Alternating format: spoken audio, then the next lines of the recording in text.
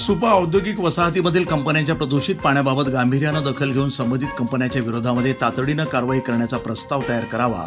स्थानिक युवकांना नोकरीवर न घेणाऱ्या उद्योजकांना पाठीशी घालू नका असे निर्देश जलसंपदा तथा पालकमंत्री नामदार राधाकृष्ण विखे पाटील यांनी दिलेत. सुपा औद्योगिक वसाहतीमधील उद्योजकाकडून निर्माण झालेले प्रश्न जाणून घेण्यासाठी मंत्री विखे पाटील यांच्या उपस्थितीमध्ये नागरिक, अधिकारी आणि बैठकीचं आयोजन करण्यात आलं होतं. आमदार काशीनाथ दाते, भाजपाचे अध्यक्ष राहुल शिंदे, प्राध्यापक विश्वनाथ कोरडे, अतिरिक्त जिल्हाधिकारी शैलेंद्र हिंगे, औद्योगिक विकास महामंडळाचे गणेश राठोड यांच्यासह प्रदूषण नियंत्रण मंडळ, महसूल विभाग, सार्वजनिक बांधकाम विभागाचे अधिकारी यावेळी उपस्थित होते.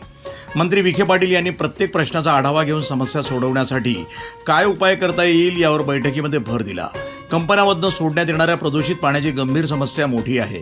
अनेक वर्ष पाणी नैसर्गिक स्रोतामध्ये सोडण्यात येत असलेला आरोप उपस्थित नागरिकांनी केला. याबाबत संबंधित कंपन्यांची माहिती तातडीनं संकलित करून कारवाईचा अहवाल सादर करण्याच्या सूचना त्यांनी दिल्या आहेत.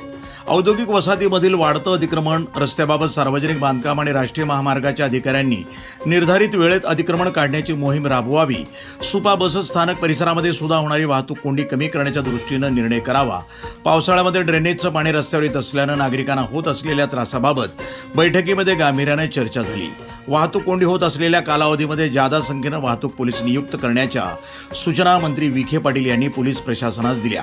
अनेक उद्योजकांनी बाहेरून कामगार आणल्यानं स्थानिक तरुणांना नोकरीच्या संधी मिळत नाहीत. ही अत्यंत गंभीर बाब असून भूमिपुत्रांना प्राधान्य देणं हे आवश्यक असल्याचं मत विखे पाटील यांनी व्यक्त केलं. या संदर्भात औद्योगिक विकास महामंडळाच्या अधिकाऱ्यांनी गांभीर्यानं लक्ष घालून माहिती सादर करावी. पुढील आठवड्यात कामगार आयुक्तांसमवेत बैठक घेऊन पुढील कारवाई करण्याची ग्वाही त्यांनी उपस्थित तरुणांना दिली आहे. मी सुफी सय्यद, प्रसार माध्यम जस्ट लुक न्यूज इंडिया.